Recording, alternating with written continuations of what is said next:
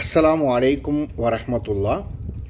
தொழிலில் மிகப்பெரிய வீழ்ச்சியை சந்தித்த ஒரு தொழிலதிபர் ஒரு மைதானத்தில் அமைதியோடு விரக்தியாக அமர்ந்திருக்கிறார்.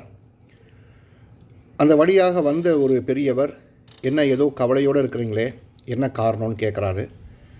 இல்லை, என்னுடைய தொழிலில் ஒரு 5 கோடி வரை எனக்கு நஷ்டமாயிருச்சு, என்னால் மீண்டு வர முடியுமான்னு தெரியல அப்படிங்கிற கவலையை தெரிவிக்கிறாரு.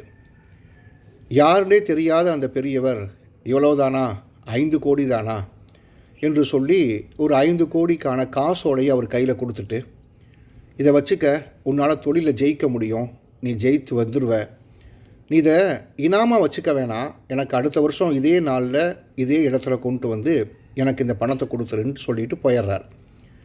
இந்த தொழிலதிபர் இழந்து விட்டோம் என்று கவலையோடு இருந்த அந்த 5 கோடி ரூபாயை ஒரு காசோலையாக ஒரு பெரியவர் கொண்டு வந்து கொடுத்த இந்த காட்சியை பார்த்து பயங்கரமாக எமோஷ்னல் ஆகிறாரு. ஒரு விதமான வேகம் கூடுது வாழ்க்கையில். தன்னுடைய அலுவலகத்துக்கு போகிறாரு. அந்த காசோலையை முன்னாடி வச்சுட்டு வேலைகளை தொடர்றாரு. ஆனால் அந்த காசோலையில் இருக்கக்கூடிய பணத்தை அவர் பேங்க்லேருந்து எடுக்கவே இல்லை. இந்த காசோலையை பார்த்துக்கிட்டே அவருடைய ஒவ்வொரு பணிகளாக செய்கிறாரு. மிகச்சரியாக 1 வருடம் கழித்து அவர் நினைத்ததைப் போல நஷ்டங்களை எல்லாத்தையும் ஈடுகட்டிட்டு அதைவிட அதிகமான செல்வத்தை சேர்த்துட்டு அந்த பெரியவரை போய் பார்க்கலாண்டு 5 கோடி காசோலையை இவர் கையில் எடுத்துக்கொண்டு அந்த பெரியவரை பார்க்க போகிறார். ஏற்கனவே சந்தித்த அதே இடத்துல அந்த பெரியவரை காணோம். அங்கே அக்கம் பக்கத்தில் இருக்கவங்கள்ட்ட விசாரிக்கிறாரு. இது போன்ற ஒரு பெரியவர் இருந்தார், அவரை காணாமே எங்கே? ஓ, அவரா? அவர் ஒரு பைத்தியமாச்சே, யாரை பார்த்தாலும் செக் எழுதி கொடுப்பாரு, ஏன் உங்களுக்கு ஏதாவது செக் எழுதி கொடுத்து பிரச்சனையில் மாட்டிக்கிட்டீங்களா அப்படின்னு கேட்குறாங்க. ஒரு கணம் திகைத்து போன இந்த நபர் அந்த செக்கை பார்க்குறாரு.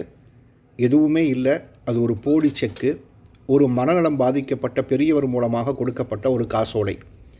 அந்த காசோலையை கொடுக்கிற போது, உன்னால் சம்பாதிக்க முடியும், நஷ்டத்தை ஈக்குவல் பண்ணிட முடியும், நீ மீண்டு வா என்று அவர் சொன்ன அந்த வார்த்தையும், அதற்கு உரமூட்டும் வண்ணமாக அவர் கொடுத்த ஒன்றுமே இல்லாத ஒரு காசோலையும் வெற்று காகிதமும் அவருடைய வாழ்க்கையை மீடேற்றி கொண்டு வந்தது என்பதை அவர் உணர்ந்து கொள்கிறார். இந்த கதை நமக்கு சொல்ல வருகிற செய்தி, ஒருவருக்கு உதவ வேண்டும் என்றால் அது செல்வத்தால் மட்டுமல்ல, வார்த்தைகளால் கூட அதை செய்ய முடியும் என்பதற்கு இந்த கதை ஒரு சிறந்த சான்றாக இருக்கிறது.